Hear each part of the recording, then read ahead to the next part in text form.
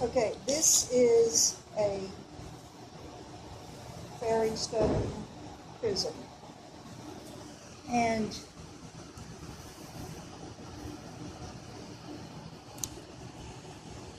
it will be permanent.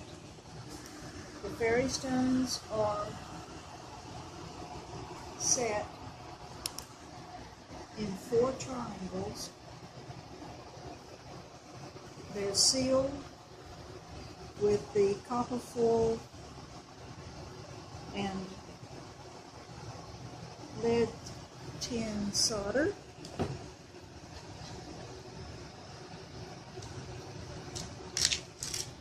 Interestingly enough, the glass on the floor of the prison is over 100 years old. It came from a church that was replacing their stained glass windows.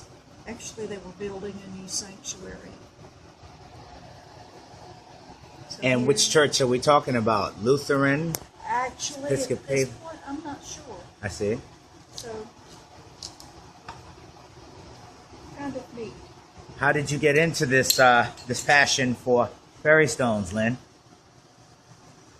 I love nature, and fairy stones are unique to this area. There is a vein of the starlight crystals that run from the mountains of Virginia down into the mountains of northern Georgia.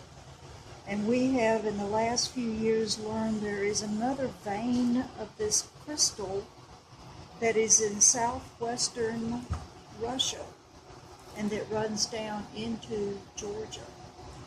So when you look at the makeup of this world, it is fascinating, and we are still learning.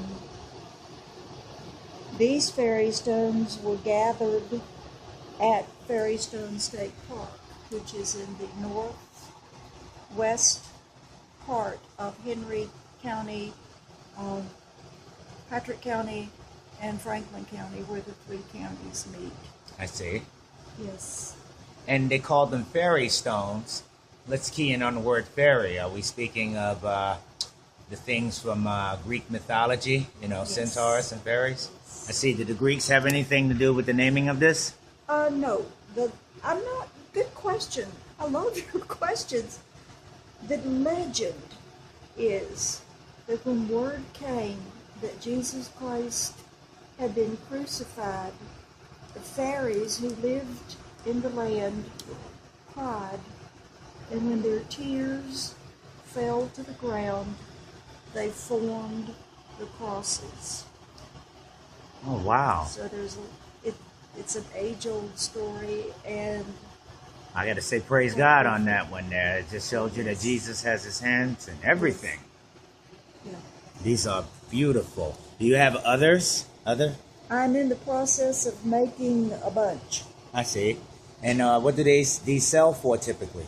The little ones are selling for $15 at the moment.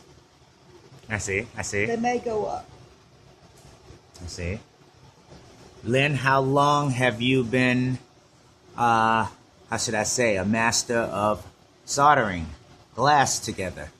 It's pretty interesting to see just how skillful you was with that iron. I can't say that you probably wouldn't be as well as with the iron that women use to curl their hair up in the morning. Oh, Liza, she's good. I don't know that I ever will be expert. I've never done anything perfectly. I've done it quite well. Well, none are perfect But other than the Lord. But you're I'm doing a bang-up job here. my own best critic. Yeah. So this is what we're working on. Okay, well, let's see some more of this hands-on as you continue to get this pace, Okay. My goal right now is to make each of the seam as smooth as possible. So it's a matter of a clean solder iron tip and realizing what what the medium will do. You have to know the tools of your craft. I see. The medium would be that flux that's in your hand? Okay, this is solder. It's a Solder. combination of tin and lead. Ah. And I am putting it onto a copper base. And the copper is wrapped around the edges. And so the three metals meld together. And then it can be done as crudely or as smoothly as you wish. So I'm going for smooth. There have been pieces that I have come back and created different textures with the soldering iron and the heat.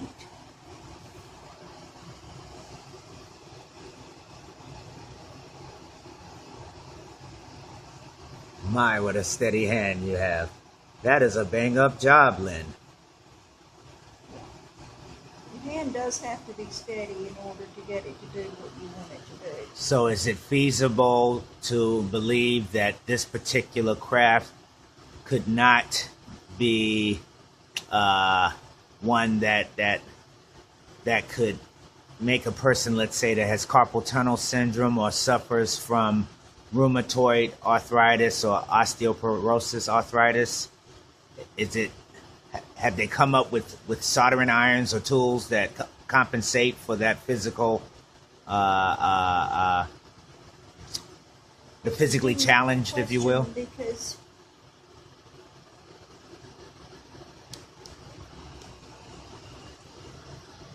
there comes a time when you do need a steady hand.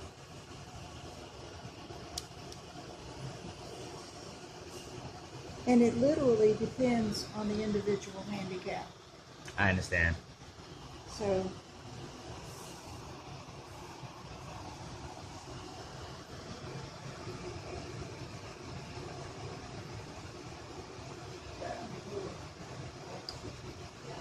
Ta-da! ta-da!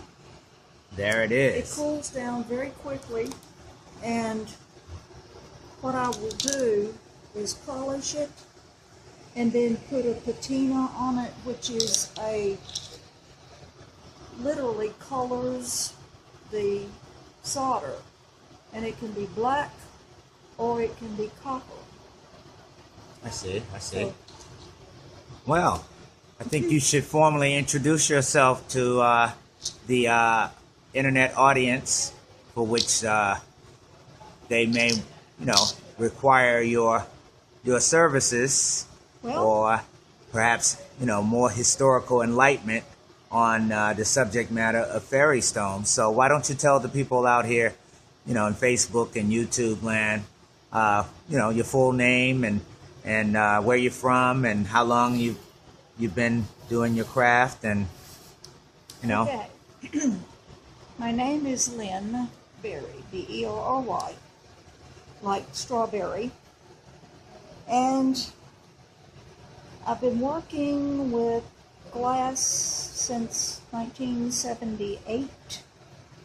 And in 2003, our local community college put together an artisan center where we learned a lot of different types of crafts. And my friend Amanda Honore Donley, who runs the Rose Window at Woolwine, taught the class. And she got us all involved and all excited, and some really nice things have come out of this program.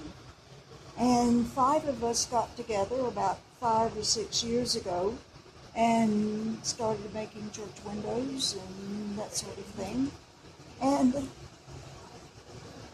then I just got interested in the 3 dimensions. What can you do with